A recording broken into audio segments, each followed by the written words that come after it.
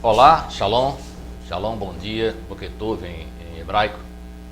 Você pode dizer shalom como olá ou dizer olá, tanto faz. E shalom também significa paz. Boker Tov, bom dia para você. Hoje nós faremos um programa que você não pode perder. Falaremos sobre um tema que com certeza é um dos mais polêmicos dentro da igreja, em toda a parte do mundo, principalmente nas igrejas evangélicas. Não saia daí. Dentro de instantes você vai começar a assistir mais um programa A Voz de Israel. I thought the voice of angels from heaven in answer rang. Jerusalem, Jerusalem, heart. Está começando mais um programa A Voz de Israel, aqui pela TV Ponta dos Seixas, canal 5 e 9 da NET em João Pessoa, para você que tem nos acompanhado todos os domingos às 10h30 da manhã e também visto a reprise desse programa todos os dias de segunda a sexta às 9 horas da manhã e às quintas-feiras às 4h30 da tarde. No programa de hoje nós vamos falar de um tema, como já falei na abertura, que é talvez um dos mais polêmicos dentro da igreja evangélica no mundo todo. Vamos falar sobre dízimos e ofertas. Verdades e mitos sobre dízimos e ofertas. Sabemos que hoje esse tema é muito controverso, como a Bíblia, do modo geral, é. Já falamos sobre isso. A Bíblia realmente é um livro muito polêmico, de muita controvérsia, e que só vai realmente compreender essa palavra, a Bíblia Sagrada, quem de verdade tem um encontro com o Hashem, recebe a revelação desse Espírito, que é o Espírito que um dia habitou entre nós na pessoa do Mashiach de Israel, Yehoshua ben Yosef. Então hoje, prepare-se, vamos tentar esclarecer pela palavra, pela Bíblia, o que é dízimo e oferta. O que significa dízimos e ofertas. Então você não pode perder. Preste atenção no que nós vamos falar, não tire conclusões precipitadas, observe bem os textos que nós vamos ler e você tire as suas conclusões baseado na palavra verdadeira do hebraico, que significa dízimos e oferta para você e para aqueles que de verdade obedecem os mandamentos e os estatutos do Senhor dos céus e da terra. Dízimo. Eu quero começar o programa de hoje lendo o que está escrito no livro do Gênesis, capítulo 14, verso 20. Se você tiver Bíblia, acompanhe comigo aí na sua casa. E bendito seja o Deus Altíssimo que entregou seus inimigos em suas mãos. E Abraão lhe deu o dízimo de tudo. E Abraão lhe deu o dízimo de tudo. Essa passagem é uma passagem bíblica, quando Abraão resgata Ló daqueles 4 reis que venceram os 5 reis.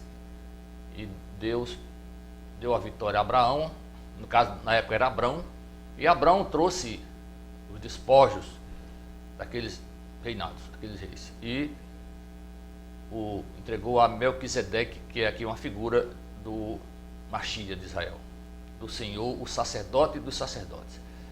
Então ele entregou o dízimo de tudo. E na verdade, dízimo significa o quê?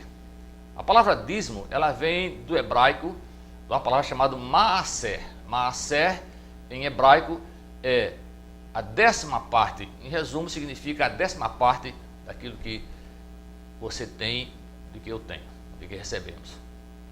Então, essa palavra, dízimo, deriva desse termo hebraico, que significa a 10ª parte. E como que isso funcionava? Na época de Abrão, você viu aí que havia 5 reis. E os reis dessa época já cobravam impostos dos povos. E os impostos cobrados sobre os povos era a 10ª parte. Não o que se cobra hoje, mas era a 10ª parte. Todo rei que dominava um determinado território cobrava imposto dos povos que estavam dominados. E esses impostos eram pagos como? Pagos com comida, com bens materiais e também com dinheiro, porque naquela época já havia dinheiro. Nós vamos falar sobre isso quando lermos daqui a pouco mais um texto que já fala em dinheiro nesta época. Então, as pessoas davam essa 10ª parte. E Abraão, no caso Abraão, deu essa 10ª parte para Melquisedeque. A pergunta é, dízimo significa necessariamente dinheiro? O que é dízimo na verdade, fora esse significado da 10ª parte? Eu convido você para ler comigo também agora a origem desse dízimo, a origem de tudo. Não aí nesse texto em qual Abraão dá o dízimo a Melquisedeque, mas a Bíblia desde o início já fala da oferta do dízimo. Vamos ler, está escrito no livro do Gênesis, capítulo 4, o verso 3 e o verso 4. Gênesis 4, verso 3 e o verso 4. Diz assim a palavra de Deus. Passado algum tempo, Caim trouxe do fruto da terra uma oferta ao Senhor. Abel, por sua vez, trouxe das primícias do seu rebanho e da gordura deste.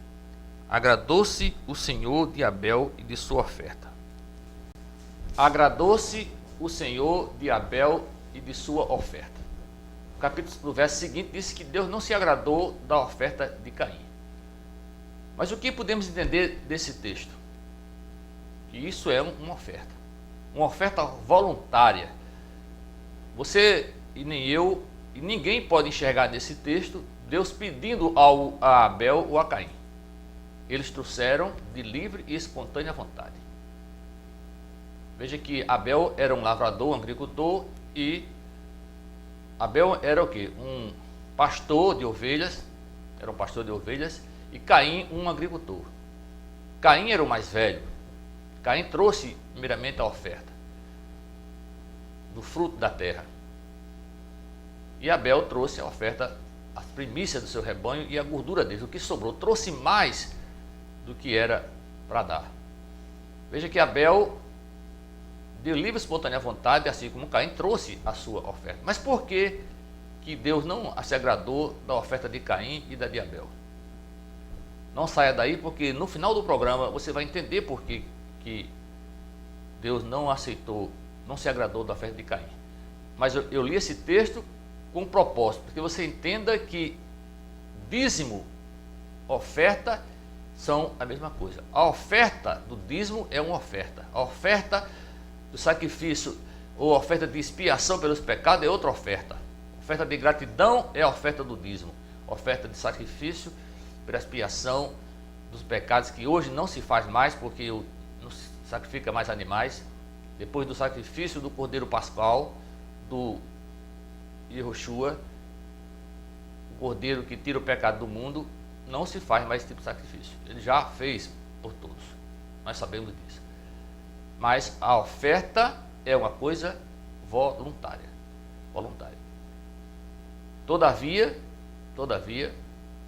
há muita controvérsia, discussões, inclusive separações e contenda dentro das igrejas por causa desse termo dízimo e oferta, desses termos dízimos e ofertas.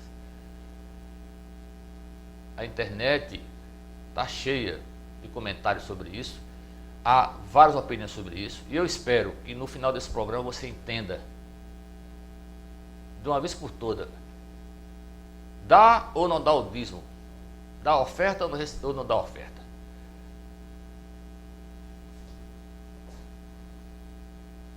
O que temos que entender com relação a dízimos e ofertas é que no Antigo Testamento, ou na Antiga Aliança, que na verdade é a sombra da Nova Aliança, então uma coisa não pode desmentir a outra. Como já disse no programa aqui que passou, a sombra de uma lambreta não pode ser uma galinha, tem que ser uma lambreta. Então, obviamente que o que está escrito no Velho Testamento, no Antigo Testamento, se é a sombra do primeiro, da Nova Aliança, tem que refletir a imagem do que está projetado.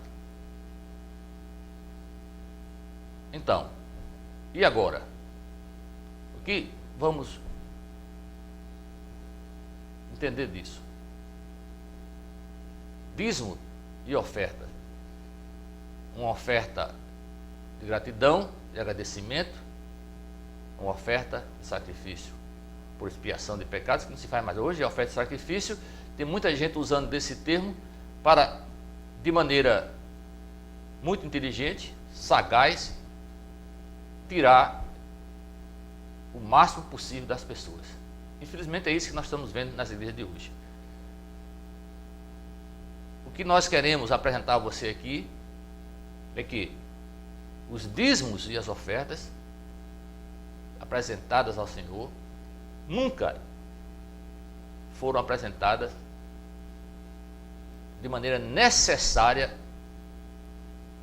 obrigatoriamente, melhor dizendo, na forma em dinheiro. Todas as ofertas de dízimo e outras ofertas eram feitas através de gênero alimentício, de animais, de bens materiais, mas não necessariamente de dinheiro. Eu quero provar isso lendo com você Levítico, capítulo 2, verso 1 e o verso 4, e também no capítulo 3. Capítulo 3, o verso 1 e o verso 12. Quando alguém trouxer uma oferta de cereal ao Senhor, terá que ser da melhor farinha. Sobre ela derramará óleo e colocará incenso. O 4 diz: se um de vocês trouxer uma oferta de cereal assada no forno, seja da melhor farinha. Se um de vocês trouxer uma oferta de cereal assada no forno, seja da melhor farinha. Agora vamos ler Levítico 3, verso 1 e o verso 12. Diz assim também a palavra de Deus: quando a oferta de alguém for sacrifício de comunhão, assim se fará se oferecer um animal do gado, seja macho ou fêmea, apresentará ao Senhor um animal sem defeito. Verso 12: se a sua oferta for um cabrito, ele o apresentará ao Senhor. Se a sua oferta for um cabrito, ele o apresentará ao Senhor.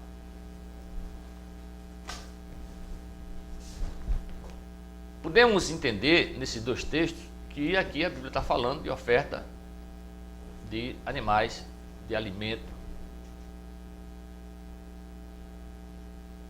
E naquela época já havia dinheiro. Com certeza já havia dinheiro. Se você ler, nós vamos ler daqui a pouco o que está escrito no livro também do Gênesis, onde Jacó diz a Deus que se ele o abençoar com pão, ele, no todo dia da vida dele, ele dará o dízimo para Deus. Então podemos entender que no Velho Testamento, ou Antiga Aliança, os dízimos eram dados dessa forma. E para quem eram dados os dízimos? Para quem? A Bíblia é clara. A Bíblia afirma que os dízimos eram dados aos levitas. Quem eram os levitas? Os levitas, nós sabemos que eram o quê? Os sacerdotes, o pessoal que trabalhava na casa do Senhor, da tribo de Levi, que foi separada das outras tribos, que não herdou nada de terra em lugar nenhum. O lugar dos levitas era servir na casa do Senhor. Então aos levitas eram destinados os dízimos e as ofertas também.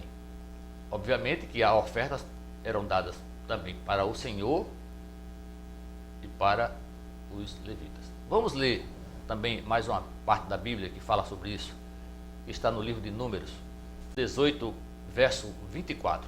Diz assim as Escrituras: em vez disso, dou como herança aos levitas os dízimos que os israelitas apresentarem como contribuição ao Senhor.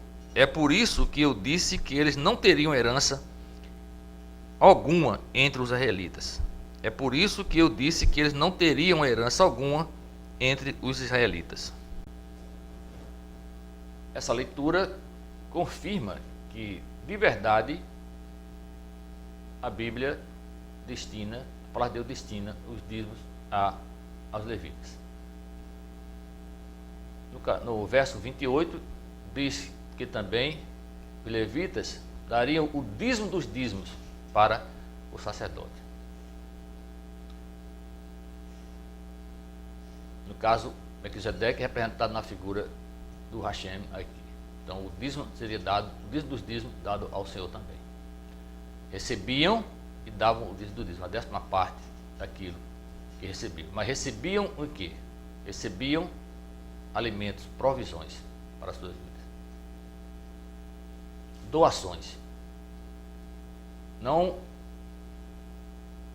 recebiam de maneira como nós vemos hoje, dinheiro e mais dinheiro. Nem aqui e nem no futuro, quando Yahushua aqui habitou, eles recebiam dinheiro como dízimos. Necessariamente. Recebiam também os mantimentos. E é um texto bíblico em que muitos pastores, muitos homens se agarram nele para dizer que Jesus Cristo e Yahushua obriga você e a mim a dar dízimo de dinheiro. Mateus 23, 23, quando ele se dirige aos hipócritas, aos fariseus hipócritas, que dão o dízimo da hortelã, do cominho, do endro, mas não dão o dízimo, não dão o dízimo da compaixão, do perdão e do amor, da misericórdia, não dão o dízimo, não faz essa parte que eles estão esquecendo de fazer. Deveriam dar o dízimo, continuar a dar o dízimo, mas não esquecendo dessa parte. Eu creio, e é fácil de entender, que Yahushua estava e está mais preocupado, não diria preocupado, mais focado em mostrar a mim e a você que devemos dar o dízimo das coisas que recebemos para retribuir as pessoas no sentido de perdão, compaixão, misericórdia e amor. Muitos têm dado dízimo, dado ofertas materiais, mas não tem se dado às demais pessoas com perdão, com misericórdia, com compaixão e amor. Não tem acontecido isso. E se você também prestar atenção, ler as Escrituras com mais atenção, vai verificar que nenhum apóstolo de Jesus Cristo, inclusive Paulo, cobra dízimo de dinheiro das pessoas.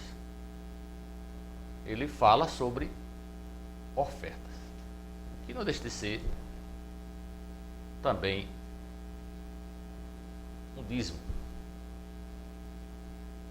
Ainda que não da forma que hoje as igrejas apresentam às pessoas, muitas delas trazendo, diria até, terror na vida das pessoas, porque se não der o dízimo serão amaldiçoadas.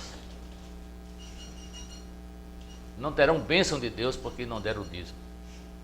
Como se isso fosse uma obrigação sua e minha de fazer.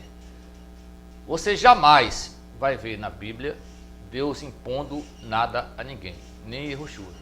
Ele expõe as coisas, a lei, os estatutos, os preceitos dele. Você faz se você quiser, você não é obrigado a fazer. Então, essa história de cobrar das pessoas dízimos e ofertas, isso não vem de Deus.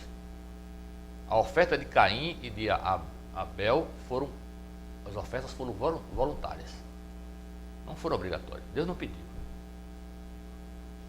Talvez você pense assim, não, mas Malaquias 3, lá 3:8, que todo mundo fala nesse texto, diz: trazei os dízimos, todos os dízimos na casa do tesouro, que estão roubando, vocês estão roubando. Poderá o homem roubar a Deus? Esse texto todo mundo conhece.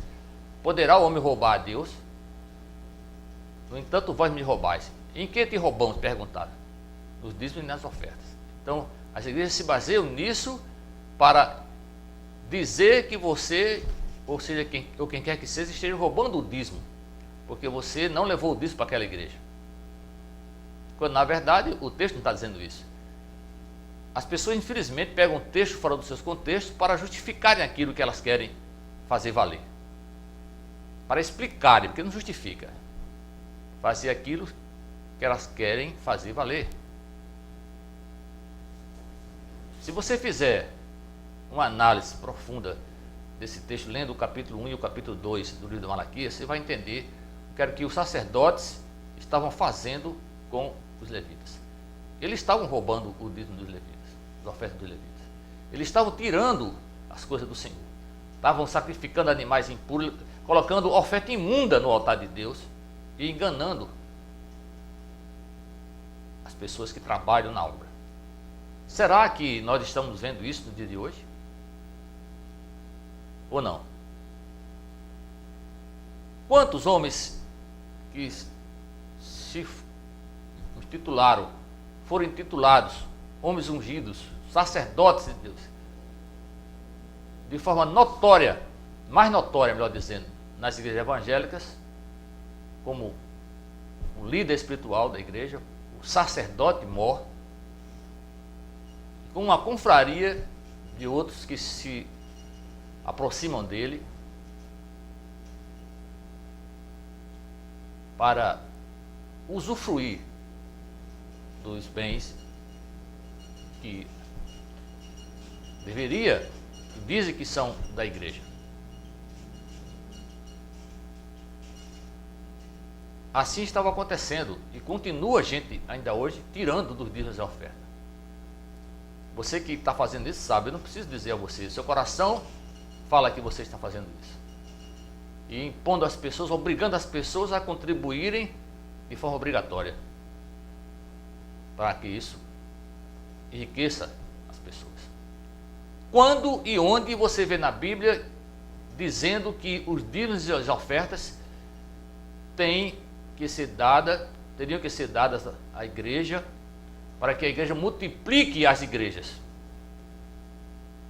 Onde está escrito isso? Onde está escrito que deveriam construir templos faraônicos, suntuosos, para os fiéis? Baseado no templo de Salomão, as pessoas querem cada dia construir uma obra maior do que a outra, uma obra que impressione mais que a outra. Será que não estamos vendo uma competição hoje de quem constrói o melhor templo, o mais bonito templo, a casa do Senhor? E será que quando alguém faz isso e impõe às pessoas esse tipo de ilusão, não estão lucrando com isso? Ou você acha que um templo que custa 600 milhões de reais, só foram arrecadados 600 milhões de reais, ou 300 milhões de reais, ou 100 milhões de reais, a oferta foi só aquela? Há uma estratégia muito ardilosa, bem engendrada por esse tipo de gente, para aumentar a sua fonte de renda. As pessoas são movidas por aquilo que é novo, porque o novo atrai. As pessoas são atraídas por aquilo que é belo aos olhos, e elas são capazes de dar tudo. E as pessoas, muita gente tem se aproveitado disso para enganar as pessoas com essa história da obrigação do dízimo e oferta em dinheiro. Os dízimos e as ofertas, repito mais uma vez, eram destinados de forma material, usufruível, aos levitas. Por acaso Deus, o Espírito, precisa de dinheiro, precisa de comida, precisa de roupa, precisa de casa para morar? Isso não faz sentido. A palavra de Deus é a verdade. Ele é a verdade, ele não mente. Ele não brinca de Deus. Se ele disse que os levitas não teriam parte alguma na herança, mas receberiam essas coisas, deve ser dado aos levitas. O levita recebe o dízimo, e ele dá o dízimo para a casa de Deus. E assim funcionam as coisas. Infelizmente hoje isso tornou-se uma fonte de ganhar dinheiro. Quero lembrar você, uma coisa não exclui a outra. Não é porque estão roubando, enganando, que você deve se eximir de dar oferta à casa do Senhor. Às pessoas que trabalham. Pessoas que foram destinadas a esse trabalho, elas se mantêm com isso. Hoje, obviamente, que elas precisam de comida, precisam se vestir, de como se locomover na sociedade. E para isso é preciso não só alimentos, não só roupas, não só animais para que elas criem, para que elas vendam como vendiam no passado. O sacerdote também vendia, pegava as melhores ofertas dos cabritos e dos bodes e do gado, dava o pior para Deus, para levita, e vendia. Vocês acham que, por acaso, quando Jesus e Yeshua chutou as bancas lá dos comerciantes na frente do templo, expulsou os vendedores, seria por causa de quê? Será que ele sabia que eles estavam vendendo coisas para terceiros, com segundas intenções, ou não? Pense nessa realidade. Nós estamos chegando ao final do programa. Eu quero, como prometi a você, esclarecer por que Deus aceitou a oferta de Abel e não aceitou a de Caim. Isso é uma coisa muito séria, talvez você nunca tenha ouvido isso, nem pensado nesse fato. Mas entenda uma coisa. A Bíblia diz que Deus é onisciente, onipotente e onipresente. Ele sabe todas as coisas. Ele é o começo e o fim, o alfa e o ômega. Ele sabe de onde veio Caim. Eles sabem a origem de Caim. Caim é semente do mal. A palavra Caim significa aquisição. Caim deu oferta no seu coração, porque Deus construiu os corações com intenção de agradar a Deus para receber de volta. Agradar no sentido de ter retribuição. Achou que poderia comprar a Deus. Abel não. Abel deu de livre e espontânea vontade. Deu de livre e espontânea vontade. Será que você, que é dizimista fiel, como muitos pregam por aí nas igrejas, ofertante fiel, está dando dízimo à igreja, está dando oferta à igreja, sem pensar em receber de volta alguma coisa? É de livre e espontânea vontade que você faz isso? Você tem alegria em contribuir, ajudar ao seu irmão, ao próximo? Ou será que você está dando, como as igrejas dizem, sacrifício, sacrifique, dê o seu tudo, e você será próspero, e você vai comprar carro, barco, lancha, navio, aviões, mansões?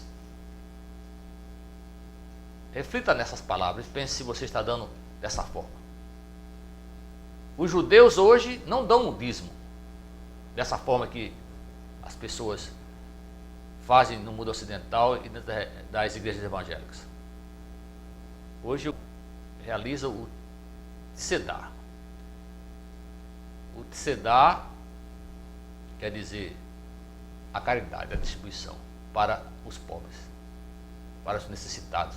Eles dão o dízimo, sim, para as instituições, para as pessoas que precisam. Obviamente também nas sinagogas, ajudam os irmãos da sinagoga. Quantas igrejas evangélicas estão pensando nos irmãos que estão dentro da igreja passando necessidades nas suas casas? Ou estão pensando apenas em construir templos cada dia mais suntuosos? Como disse, vou repetir, é uma armadilha, é uma coisa engendrada de maneira ardilosa, satânica, para enganar as pessoas e disso tirar proveito. O mesmo tem acontecido de maneira no mundo com as obras públicas. Você acha que todas as obras públicas custam aquele valor que está ali explícito? Você acha que o que se faz de pagamento, de propaganda, de marketing do governo, seja municipal, estadual ou federal, o valor exato é aquele, de verdade? Você é tão inocente assim? Mesma coisa tem acontecido com a maior parte desses líderes evangélicos, as igrejas que estão extorquindo o dedo das pessoas com a ameaça da realidade do dízimo e da oferta. Infelizmente, nós estamos chegando ao final do programa. Não tenho mais tempo para falar sobre isso. Mas quero dizer a você, só encerrando. Será que a sua oferta, repetindo, está sendo aceita por Deus? Pense. No próximo programa falaremos das ofertas que Deus recebe, dos dízimos que Deus recebe e daquelas que Ele não recebe. Você já deve ter uma ideia do que nós estamos falando. Pense, medite e não perca o próximo programa. Quero encerrar mais uma vez, agradecendo a sua audiência, contando com a sua presença, a sua assistência no próximo domingo às 10h30 da manhã aqui por esse canal, com mais um programa Voz de Israel. E por enquanto, medite nesses textos. No próximo programa teremos mais textos para esclarecer o que aqui começamos a introduzir. É impossível, você já entende, eu ou qualquer pessoa em 30 minutos exaurir esse tema tão polêmico e tão controverso. Vamos agradecer a Deus, também orando mais uma vez pela sua bondade, o seu amor e sobretudo a sua misericórdia que nos faz estar aqui mais uma vez para falar a você e você me ouvir, para estar firme e forte num mundo cada dia mais tenebroso que tem trazido às pessoas dúvidas. E a dúvida trazendo ao medo, e o medo à depressão, e as pessoas não sabem mais o que fazer. Mas você que crê nesse Deus, você que crê nessa palavra, ela lhe faz mais do que vencedor. É quando você está fraco, ele lhe faz forte. Pense nisso. Vamos orar agradecendo a Deus. Deus amado, Pai querido, Pai eterno, mais uma vez eu te agradeço pela tua misericórdia, teu amor sobre nossas vidas, pelo dia que o Senhor tem nos dado, a vida que o Senhor tem nos dado num mundo tão difícil. O Senhor tem cuidado de nós de verdade, como a tua palavra diz que o Senhor cuida de mim.